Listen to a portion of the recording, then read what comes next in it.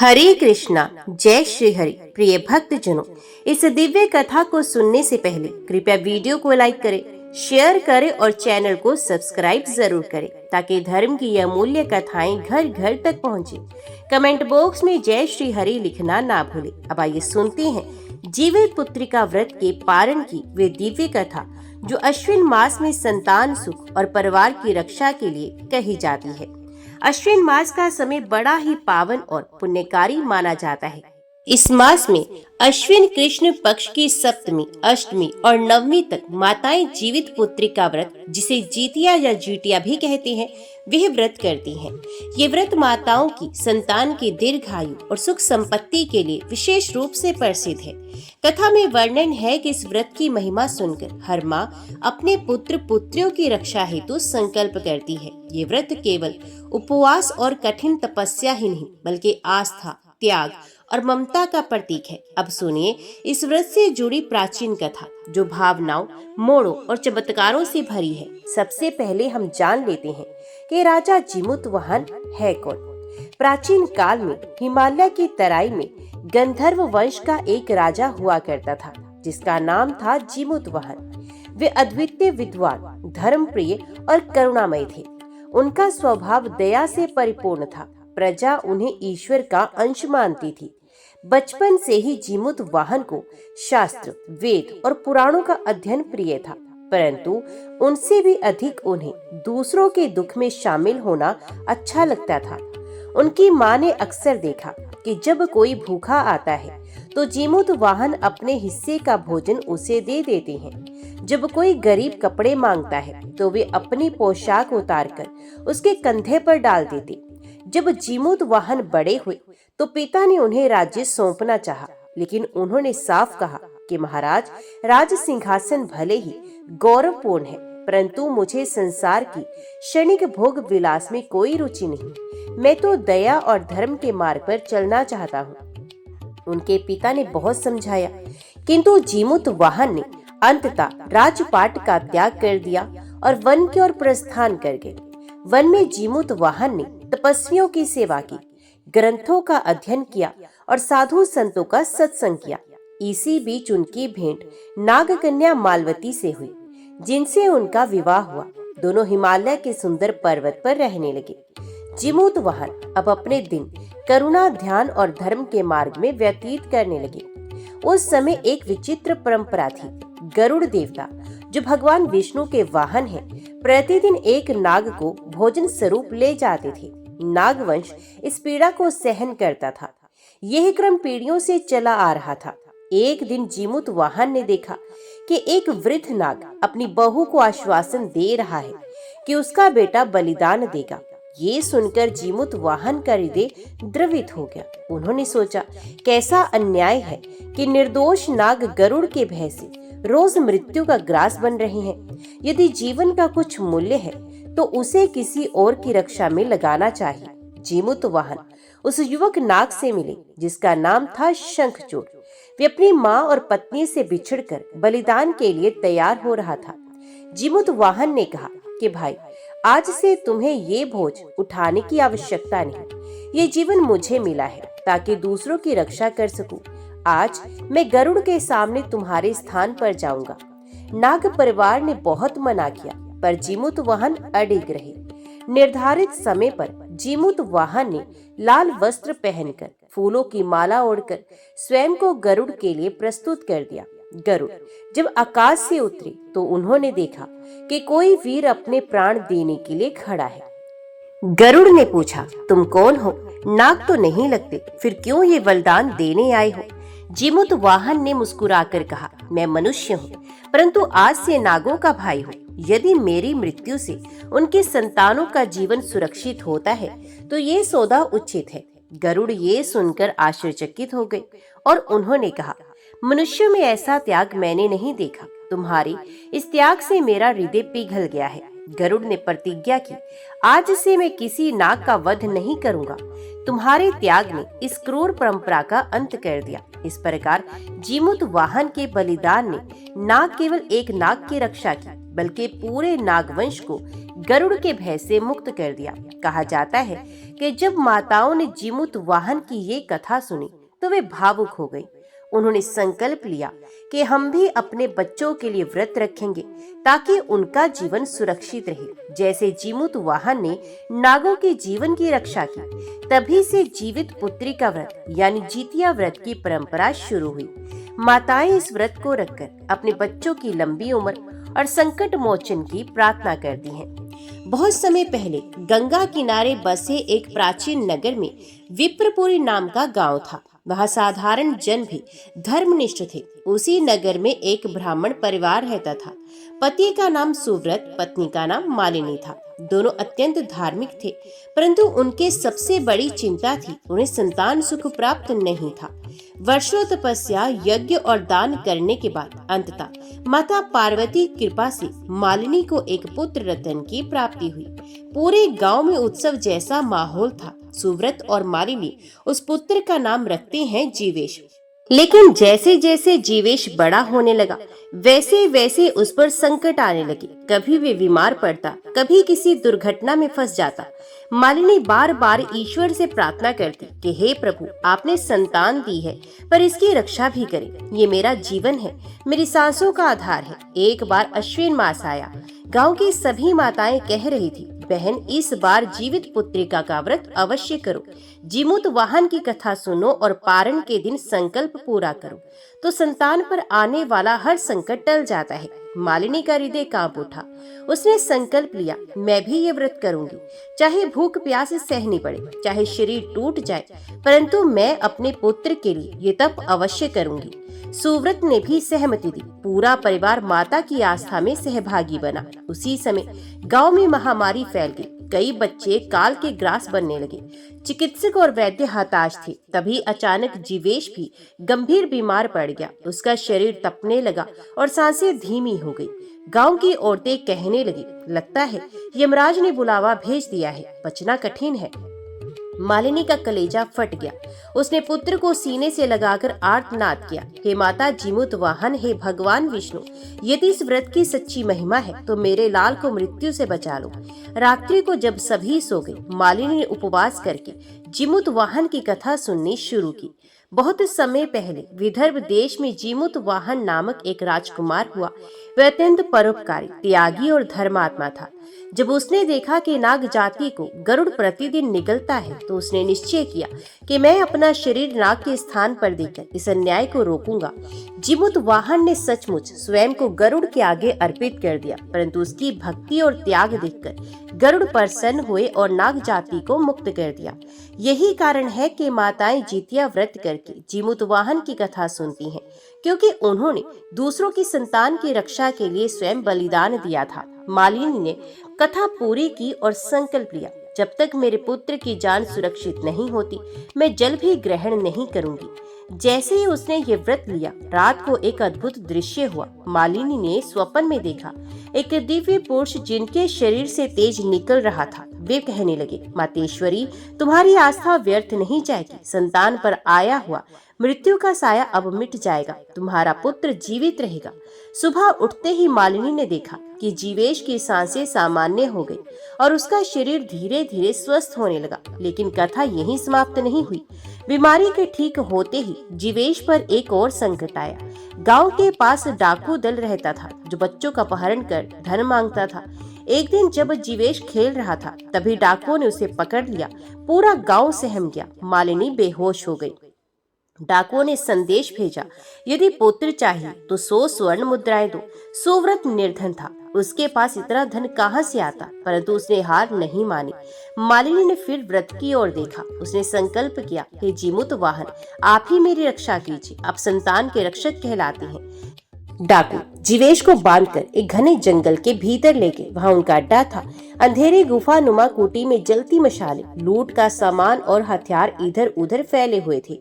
डाकुओं का सरदार, जिसका नाम काल भैरव, दहाड़ते हुए बोला, ये बच्चा हमारे हाथ में मोहरा है, गांव वाले हमारी बात मानेंगे ही। बेचारा जीवेश भय से कांप रहा था। वे अपनी माँ को याद करते हुए मन ही मन प्रार्थना करने लगा, माँ मुझे बचा लो।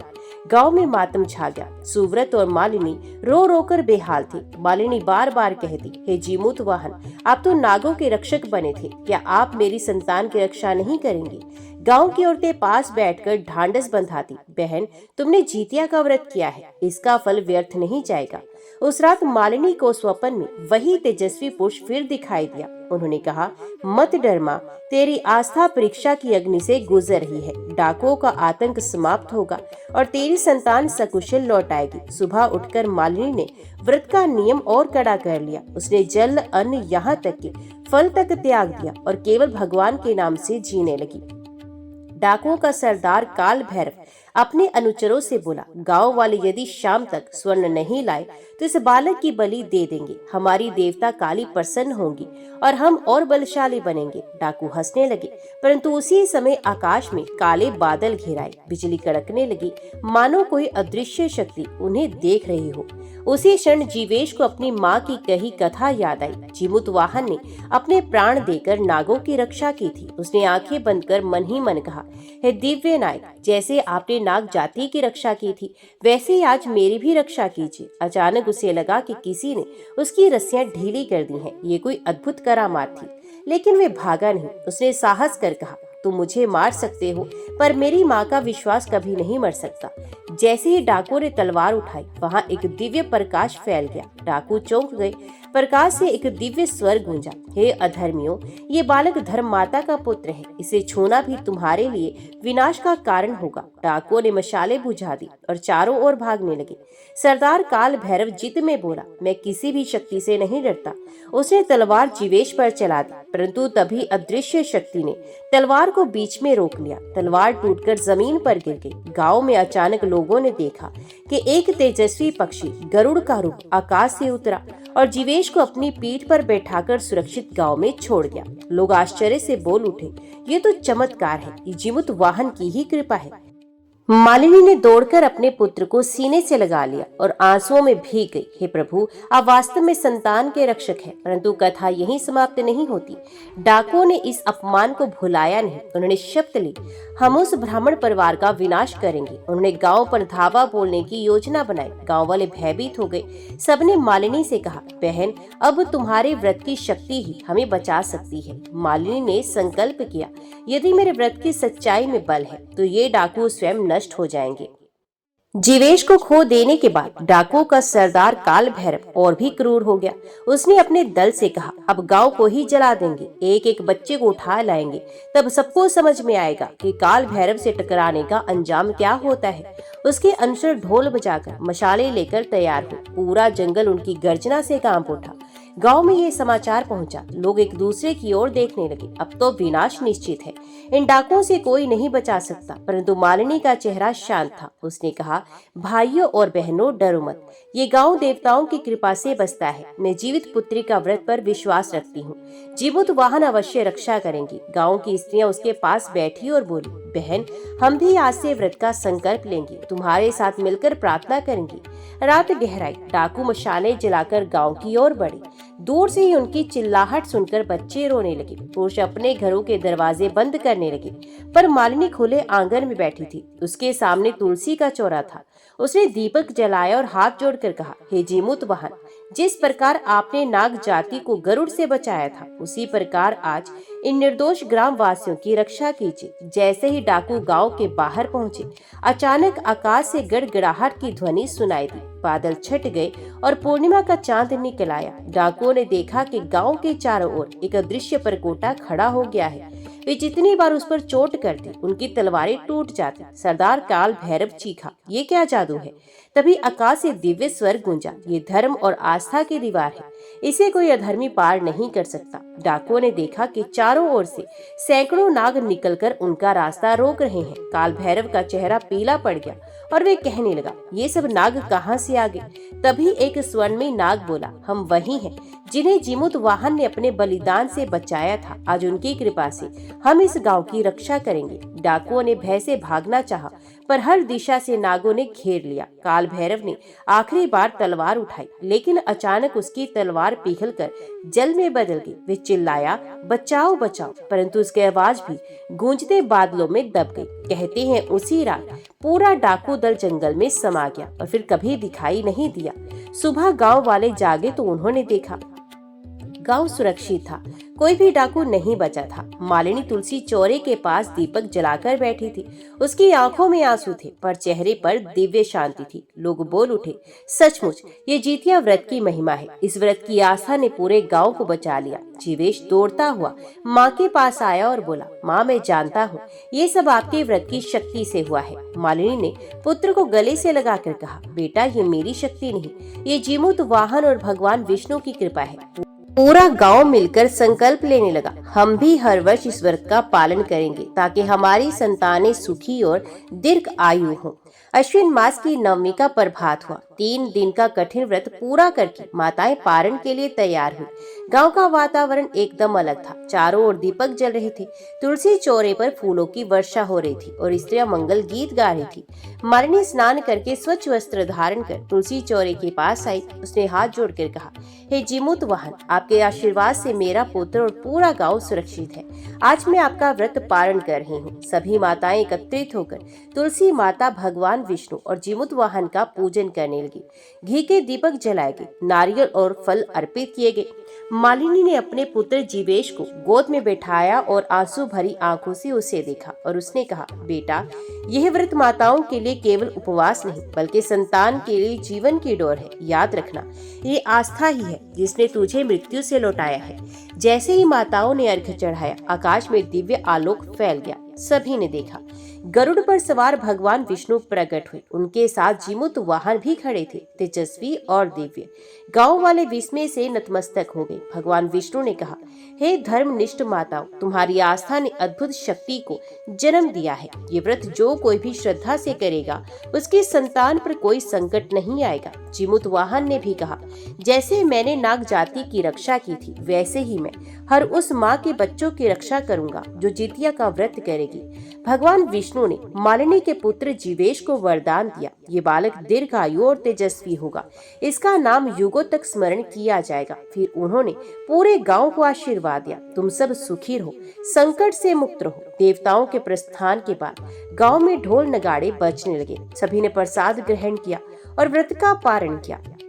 माताएं एक दूसरे को बधाई देने लगी, हमारी संतानों की रक्षा हुई, व्रत सफल हुआ। मालिनी ने आंसुओं से भीगा चेहरा उठाकर कहा, आज मैंने समझा कि व्रत केवल नियमों का पालन नहीं बल्कि ईश्वर में अटूट विश्वास है। कथा सुनने सुनाने के बाद गांव के वृद्ध ने कहा, हे माताओं, याद रखो, जीवित पुत्री का व्रत केवल मातृत्व का प्रतीक नहीं बल्कि संतान के प्रति त्याग और आस्था की मूर्ति है। जो भी माँ ये व्रत करेगी उसके घर में सुख, शांति और संतान का मंगल होगा। संध्या समय जब दीप जलाएंगे तो जीवेश माँ की गोद में बैठा बोला, माँ क्या आप हमेशा ऐसे ही मेरे लिए व्रत करेंगी?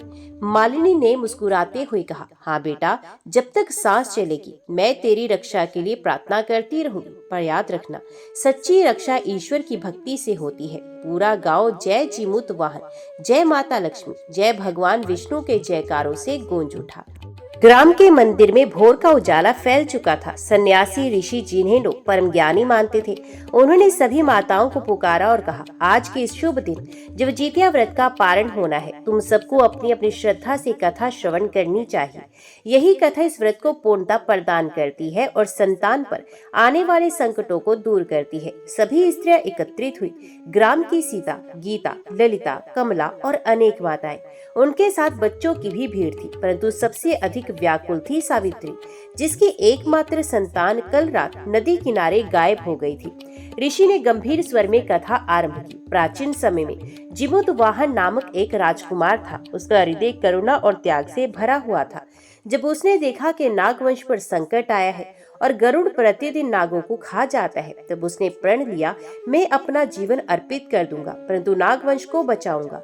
वे स्वयं गरुड़ के सामने गया और बोला, हे देव, आज मेरा शरीर तुम्हारे भोजन के योग्य है, परंतु कृपा करके नाग कुमार को जीवन दान दो। गरुड़ ने उसकी दृढ़ता देखी और आश्चर्य से पूछा, राजकुमार, तुम किसी नाग के लिए अपना जीवन क्यों दोगे? जीमूत वाहन ने शांत भाव से उत्तर दिया, मेरा जीवन तभी सार्थक है जब किसी और की रक्षा हो। संतान की रक्षा करना ही सबसे बड़ा धर्म है। गरुड़ उसके त्याग से इतना प्रभावित हुआ कि उसने न केवल नागों को मुक्त कर दिया बल्कि आशीर्वाद भी दिया कि जो भी स्त्री अपने पुत्र की दीर्घायु के लिए व्रत करेगी और इस कथा को सुनेगी उसकी संतान सदैव सुरक्षित रहेगी। ऋषि ने कहा, माताओं, यही कारण है कि जीवित पुत्री का व्रत को जीमूतवाहन व्रत भी कहा जाता है। इस व्रत की शक्ति से संतान मृत्यु के मुख से बच जाती है। ये सुनते ही सावित्री की आंखों से आंसू बह निकले। उसने मन ही मन प्रार्थना की, हे जीमूतवाहन, जैसे आपने नागकुमार को बचाया वैसे ही मेरे पुत्र को भी लौटा दो। कथा सुनते सुनते अचानक मंदिर के बाहर से एक बालक की आवाज आई। सभी ने मुड़कर देखा। सावित्री का पुत्र, जिसे लोग डूबा हुआ मान बैठे थे, वे जीवित और सुरक्षित मंदिर की सीढ़ियों पर खड़ा था। सावित्री दौड़कर उसे गले से लगा लिया।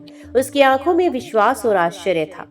बालक ने कहा, माँ, जब मैं नदी में गिरा तब एक दिव्य पुरुष ने मुझे अपने हाथों से उठाया और किनारे पर बैठा दिया। उन्होंने कहा, तेरी माता ने जितिया व्रत किया है, इसलिए तुझे मृत्यु छू नहीं सकती। फिर वे दिव्य पुरुष आकाश में विलीन हो गए। ये चमत्कार देखकर पूरा गांव भाव विभोर हो गया। माताएं एक स्वर में बोली, सत्य है, व्रत का पारण तभी पूर्ण होता है जब कथा और आस्था एक साथ हो। ऋषि ने घोषणा की, अब सब माताएं संकल्प करके व्रत का पारण करें। जल, फल और प्रसाद से व्रत पूर्ण करो। आज से तुम्हारी संतानों की रक्षा स्वयं जीमूतवाहन और देवी जितिया करेंगी। सावित्री अपने पुत्र को गोद में लेकर प्रसाद ग्रहण करती रही और उसके हृदय में यह व्रत अटल विश्वास का दीप बन गया। इस प्रकार जितिया व्रत पारण की कथा ने ग्राम की प्रत्येक माता को संतान स्नेह और त्याग का महत्व समझाया। हर किसी ने अनुभव किया कि यह केवल एक व्रत नहीं बल्कि संतान की जीवन रेखा है। मंदिर में पारण का समय आ चुका था। सभी माताएं जिन्होंने उपवास करके दिन रात अपने बच्चों की रक्षा के लिए प्रार्थना की थी, अब प्रसाद और जल लेकर व्रत का समापन कर रही थी। ऋषि ने कहा, हे माताओं, आज तुमने ये कठिन व्रत पूर्ण किया है। इस व्रत का पारण केवल प्रसाद खाने से नहीं होता बल्कि अपने हृदय में संकल्प दृढ़ करने से भी होता है कि मैं अपनी संतान के लिए हर संकट सह लूंगी। याद रखो, यही मातृत्व की सबसे बड़ी शक्ति है। सभी स्त्रियों ने एक स्वर में प्रार्थना की, हे माता जितिया, जैसे आपने जीमूतवाहन को प्रेरित किया वैसे ही हमें भी शक्ति दो कि हम अपनी संतान की रक्षा कर सके। सावित्री, जिसने अपने पुत्र को खोकर पुनः पाया था, प्रसाद लेते समय आंसुओं से भर उठी। उसका पुत्र उसके पास खड़ा होकर बोला, माँ, अब मैं कभी शरारत करके नदी किनारे नहीं जाऊंगा। आज मुझे पता चल गया कि माता का व्रत कितना शक्तिशाली होता है। ये सुनकर सभी माताएं भाव विभोर हो गई। व्रत के बाद पूरे गांव में एक अद्भुत वातावरण फैल गया। जहां पहले लोग संतानों के भविष्य को लेकर भयभीत रहते थे, अब हर किसी के मन में दृढ़ विश्वास जग चुका था। लोगों ने आपस में कहा, यह व्रत केवल माताओं का नहीं, पूरे समाज का व्रत है। जब एक माँ संकल्प लेती है तो पूरा गांव उसकी संतान की रक्षा में खड़ा हो जाता है। तभी मंदिर में दिव्य प्रकाश प्रकट हुआ। उसी आभा से एक आकाशवाणी हुई, हे माताओं, तुम्हारे उपवास और कथा श्रवण से प्रसन्न होकर हम आशीर्वाद देते हैं कि तुम्हारी संतानें दीर्घायु होंगी। उनके जीवन में कठिनाइयां आएंगी परंतु मृत्यु कभी उन्हें समय से पहले छू नहीं पाएगी। जो भी माताएं इस व्रत को श्रद्धा से करेंगी उनके कुल में समृद्धि और शांति बनी रहेगी। गांव के सभी लोग नतमस्तक होकर उस आकाशवाणी को सुनते रहे। सावित्री का पुत्र बड़ा होकर एक धर्मपरायण और बुद्धिमान युवक बना। वे अपने गांव का सहारा बना और लोगों को सदैव ये शिक्षा देता रहा, मेरी माँ के व्रत ने मुझे मृत्यु से बचाया है। माताओं की शक्ति से बड़ा कोई अस्त्र नहीं। जो माँ अपने पुत्र के लिए संकल्प ले उसके सामने यमराज भी हार जाते हैं। उसकी बातें सुनकर आने वाली पीढ़ियों की माताएं भी जितिया व्रत करती रही। गांव में ये व्रत केवल परंपरा नहीं बल्कि आस्था और विश्वास की नींव बन गया। ऋषि ने सबको आशीर्वाद देते हुए कहा, हे माताओं, तुमने यह व्रत करके केवल अपनी संतान की ही रक्षा नहीं की बल्कि आने वाली पीढ़ियों के लिए भी मार्ग प्रशस्त किया है। जितिया व्रत वे दीपक है जो अंधकार से जीवन को निकालकर अमृत की ओर ले जाता है। सभी ने हाथ जोड़कर कहा, सत्य है, मातृत्व ही सबसे बड़ा धर्म है और जितिया व्रत उस धर्म की रक्षा करने वाला सबसे बड़ा उत्सव। इस प्रकार अश्विन मास महात्म्य की कथा के 9वें अध्याय में जितिया व्रत पारण का महत्व स्पष्ट हुआ। ये कथा केवल धर्म नहीं सिखाती बल्कि त्याग, आस्था और मातृत्व की अद्भुत शक्ति का स्मरण कराती है। प्रिय भक्तजनों, अभी श्रवण कीजिए श्रीमद् भागवत गीता के 13वें, 14वें और 15वें अध्याय के महात्म्य की कथा। श्री महादेव जी ने पार्वती से कहा, पार्वती, अब 13वें अध्याय की अगाध महिमा का वर्णन सुनो। उसको सुनने से तुम बहुत प्रसन्न हो जाओगी। दक्षिण दिशा में तुंगभद्रा नाम की एक बहुत बड़ी नदी है। उसके किनारे हरिहरपुर नामक रमणीय नगर बसा हुआ है। वहाँ साक्षात भगवान हरिहर विराजमान है, जिनके दर्शन मात्र से परम कल्याण की प्राप्ति होती है। हरिहरपुर में हरि दीक्षित नामक एक श्रोत्रिय ब्राह्मण रहते थे, जो तपस्या और स्वाध्याय में संलग्न तथा वेदों के पारगामी विद्वान थे। उनके एक स्त्री थी, जिसे लोग दुराचारा कहकर पुकारते थे। इस नाम के अनुसार ही उसके कर्म भी थे। वे सदा पति को कुवाच्य कहती थी। उसने कभी भी उनके साथ शयन नहीं किया था। पति से संबंध रखने वाले जितने लोग घर पर आते, उन सबको डांट बताती और स्वयं कामोक्त होकर निरंतर व्यभिचारियों के साथ रमण किया करती थी। एक दिन नगर को इधर उधर आते जाते हुए पुरवासियों से भरा देख उसने निर्जन एवं दुर्गम वन में अपने लिए संकेत स्थान बना लिया। एक समय रात में किसी कामी को ना पाकर वे घर के किवाड़ खोल नगर से बाहर संकेत स्थान पर चली गई। उस समय उसका चित्त काम से मोहित हो रहा था। वे एक एक कुंज में तथा प्रत्येक वृक्ष के नीचे जा जाकर किसी प्रियतम की खोज करने लगी, किंतु उन सभी स्थानों पर उसका परिश्रम व्यर्थ गया। उसे प्रियतम का दर्शन नहीं हुआ। तब वह उस वन में नाना प्रकार की बातें कहकर विलाप करने लगी। चारों दिशाओं में घूम घूम कर वियोग जनित विलाप करती हुई उस स्त्री की आवाज सुनकर कोई सोया हुआ व्याघ्र जाग उठा और उछलकर उस स्थान पर पहुंचा जहां वे रो रही थी। उधर वे भी उसे आते देख किसी प्रेमी की आशंका से उसके सामने खड़ी होने के लिए ओट से बाहर निकल आई। उस समय व्याघ्र ने आकर उसी नख रूपी बाणों के प्रहार से पृथ्वी पर गिरा दिया। इस अवस्था में भी वे कठोर वाणी में चिल्लाती हुई पूछ बैठी, अरे बाघ, तू किस लिए मुझे मारने को यहाँ आया है? पहले इन सारी बातों को बता दे, फिर मुझे मारना।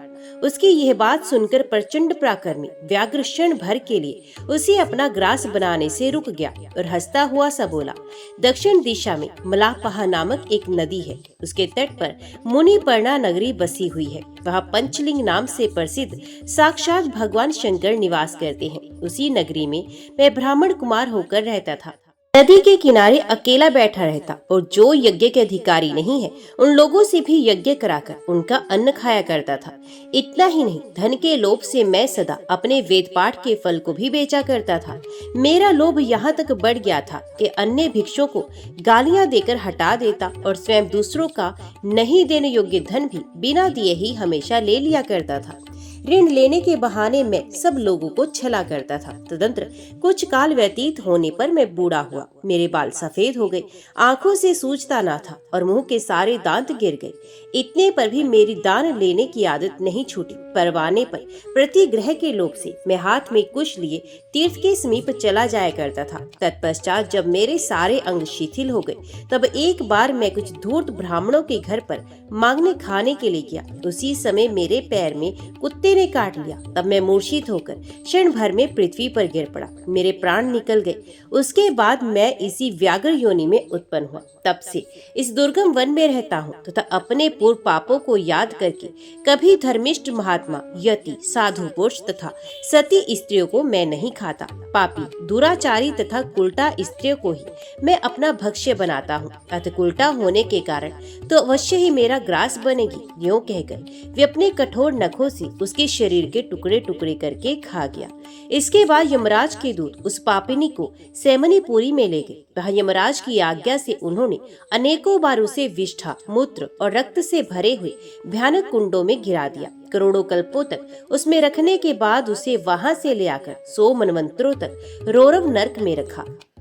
फिर चारों ओर मुंह करके दीन भाव से रोती हुई उस पापनी को वहां से खींचकर दहनानन नामक नरक में गिराया। उस समय उसके केश खुले हुए थे और शरीर भयानक दिखाई देता था। इस प्रकार घोर नरक यातना भोग चुकने पर वे महापापिनी इस लोक में आकर चांडाल योनि में उत्पन्न हुई। चांडाल के घर में भी प्रतिदिन बढ़ती हुई वे पूर्व जन्म के अभ्यास से पूर्वत पापों में परिवर्तित रही। फिर उसे कोढ़ और राज्य क्षमा का रोग हो गया। नेत्रों में पीड़ा होने लगी। फिर कुछ काल के पश्चात वह पुण्य अपने निवास स्थान को गई, जहाँ भगवान शिव के अंतपुर की स्वामिनी जंभका देवी विराजमान है। वहाँ उसने वासुदेव नामक एक पवित्र ब्राह्मण का दर्शन किया। जो निरंतर गीता के 13वें अध्याय का पाठ करता रहता था। उसके मुख से गीता का पाठ सुनते ही वे चांडाल शरीर से मुक्त हो गए और दिव्य देह धारण करके स्वर्गलोक में चले गए। श्री महादेव जी कहते हैं, पार्वती, अब मैं भवबंधन से छुटकारा पाने के साधनभूत 14वें अध्याय का महात्म्य बताता हूँ। तुम ध्यान देकर सुनो। सिंघल द्वीप में विक्रम बेताल नामक एक राजा थे, जो सिंह के समान पराक्रमी और कलाओं के भंडार थे। एक दिन वे शिकार खेलने के लिए उत्सुक होकर राजकुमारों से 2 कुतियों को साथ लिए वन में चले गए। वहां पहुंचने पर उन्होंने तीव्र गति से भागते हुए खरगोश के पीछे अपनी कुतिया छोड़ दी।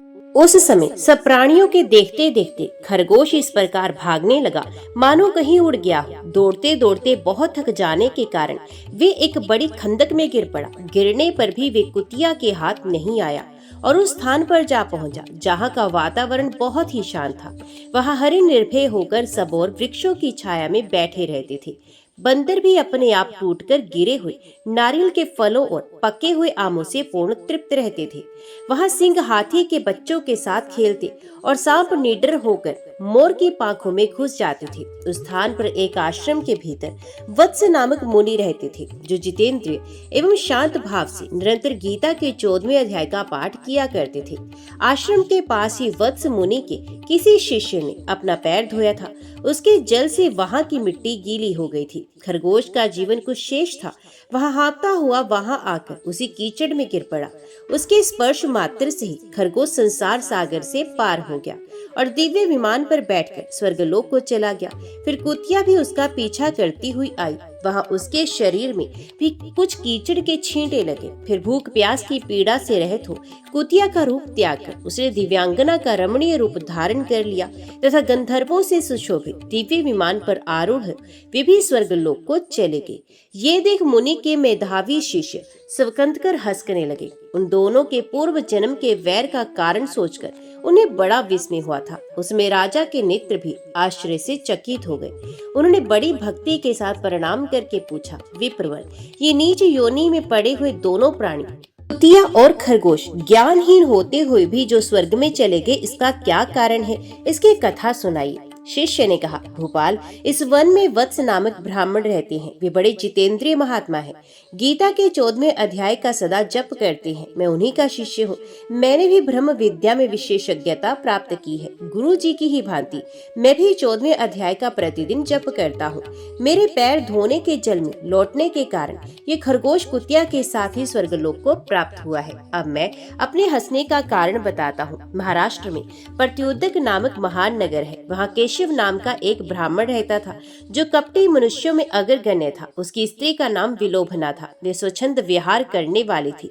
इसे क्रोध में आकर जन्म भर के वैर को याद करके ब्राह्मण ने अपनी स्त्री का वध कर डाला और उसी पाप से उसको खरगोश की योनि में जन्म मिला। ब्राह्मणी भी अपने पाप के कारण कुतिया हुई। महादेव जी कहती हैं, ये सारी कथा सुनकर श्रद्धालु राजा ने गीता के 14वें अध्याय का पाठ आरंभ कर दिया। इससे उन्हें परम गति की प्राप्ति हुई। पार्वती, अब गीता के 15वें अध्याय का महात्म्य सुनो। गौड़ देश में कृपाण नरसिंह नामक एक राजा थे, जिनकी तलवार की धार से युद्ध में देवता भी परास्त हो जाते थे। उनका बुद्धिमान सेनापति शस्त्र और शास्त्र की कलाओं का भंडार था। उसका नाम था सर्वमेरुन। उसकी भुजाओं में प्रचंड बल था। एक समय उस पापी ने राजकुमारों सहित महाराज का वध करके स्वयं ही राज्य करने का विचार किया। इस निश्चय के कुछ ही दिनों के बाद वह हैजी का शिकार होकर मर गया। थोड़े समय में वह पाप आत्मा अपने पूर्व कर्म के कारण सिंधु देश में एक तेजस्वी घोड़ा हुआ। उसका पेट सटा हुआ था। घोड़े के लक्षणों का ठीक ठीक ज्ञान रखने वाले किसी वैश्य के पुत्र ने बहुत सा मूल्य देकर उस अश्व को खरीद लिया और बड़े यत्न के साथ उसे राजधानी तक वे ले गया। वैश्य कुमार वे अश्व राजा को देने के लिए लाया था। यद्यपि राजा उससे परिचित थे तथा द्वारपाल ने जाकर उसके आगमन की सूचना की। राजा ने पूछा, किस लिए आए हो? तब उसने स्पष्ट शब्दों में उत्तर दिया, देव, सिंधु देश में एक उत्तम लक्षणों से संपन्न अश्व था, जिसे तीनों लोगों का एक रत्न समझकर मैंने बहुत सा मूल्य देकर खरीद लिया है। राजा ने आज्ञा दी, उस अश्व को यहाँ ले आओ। वास्तव में वे घोड़ा गुणों में उच्च श्रवा के समान था। सुंदर रूप का तो मानो घर ही था। शुभ लक्षणों का समुद्र जान पड़ता था। वैश्य घोड़ा ले आया और राजा ने उसे देखा। अश्व का लक्षण जानने वाले अमात्यों ने उसकी बड़ी प्रशंसा की। सुनकर राजा अपार आनंद में निमग्न हो गए और उन्होंने वैश्य को मुंह मांगा स्वर्ण देकर तुरंत ही उस अश्व को खरीद लिया। कुछ दिनों के बाद एक समय राजा शिकार खेलने के लिए उत्सुक हो उसी घोड़े पर चढ़कर वन में चले गए। वहां मृगों के पीछे इन्होंने अपना घोड़ा बढ़ाया। पीछे पीछे सब ओर से दौड़कर आते हुए समस्त सैनिकों का साथ छूट गया। वे हिरणों द्वारा आकृष्ट होकर बहुत दूर निकल गए। प्यास ने उन्हें व्याकुल कर दिया, तब वे घोड़े से उतरकर जल की खोज करने लगे। घोड़े को तो उन्होंने वृक्ष की डाली में बांध दिया और स्वयं एक चट्टान पर चढ़ने लगे। कुछ दूर जाने पर इन्होंने देखा एक पत्ते का टुकड़ा हवा से उड़कर शिलाखंड पर गिरा है। उसमें गीता के 15वें अध्याय का आधा श्लोक लिखा हुआ था। राजा उसे बांचने लगे। उनके मुख से गीता के अक्षर सुनकर घोड़ा तुरंत गिर पड़ा और अश्व योनि से उसकी मुक्ति हो गई तथा तुरंत ही दिव्य विमान पर बैठकर वे स्वर्गलोक को चला गया। तत्पश्चात राजा ने पहाड़ पर चढ़कर एक उत्तम आश्रम देखा, जहाँ नाग केसर, केले, आम और नारियल के वृक्ष लहरा रहे थे। आश्रम के भीतर एक ब्राह्मण बैठे हुए थे जो संसार की वासनाओं से मुक्त थे। राजा ने उन्हें प्रणाम करके बड़ी भक्ति के साथ पूछा, ब्राह्मण, मेरा अश्व जो अभी अभी स्वर्ग को चला गया है उसमें क्या कारण है? राजा की बात सुनकर त्रिकालदर्शी, मंत्रवेत्ता एवं महापुरुषों में श्रेष्ठ विष्णु शर्मा नामक ब्राह्मण ने राजा से कहा, राजन, पूर्व काल में तुम्हारे यहाँ जो सर्व मैरुंड नामक सेनापति था, वे तुम्हें पुत्रों सहित मारकर स्वयं राज्य हड़प लेने को तैयार था। इसी बीच में हैजे का शिकार होकर वे मृत्यु को प्राप्त हुआ। उसके बाद भी उसी पाप से घोड़ा हुआ था। यहाँ कहीं गीता के 15वें अध्याय का आधा श्लोक लिखा मिल गया था, उससे ही तुम बांचने लगे। उसी को तुम्हारे मुख से सुनकर वे अश्व स्वर्ग को प्राप्त हुआ। तदनंतर राजा के पार्श्ववर्ती सैनिक उन्हें ढूंढते हुए वहां आ पहुंचे। उन सबके साथ ब्राह्मण को प्रणाम करके राजा प्रसन्नता पूर्वक वहां से चले गए और गीता के 15वें अध्याय के श्लोक अक्षरों से अंकित उसी पत्र को बांच बांच कर प्रसन्न होने लगे। उनके नेत्र हर्ष से खिल उठे थे। घर आकर उन्होंने मंत्रवेत्ता मंत्रियों के साथ अपने पुत्र सिंह बल को राज्य सिंहासन पर अभिषिक्त किया और स्वयं 15वें अध्याय के जप से विशुद्ध चित्त होकर मोक्ष प्राप्त कर लिया। ओम नमो भगवते वासुदेवाय नमः। जय श्री राधे कृष्णा। अंत तक वीडियो में बने रहने के लिए आप सभी का दिल से धन्यवाद। अब मिलते हैं कथा के अगले भाग में। तब तक के लिए जय श्री कृष्णा।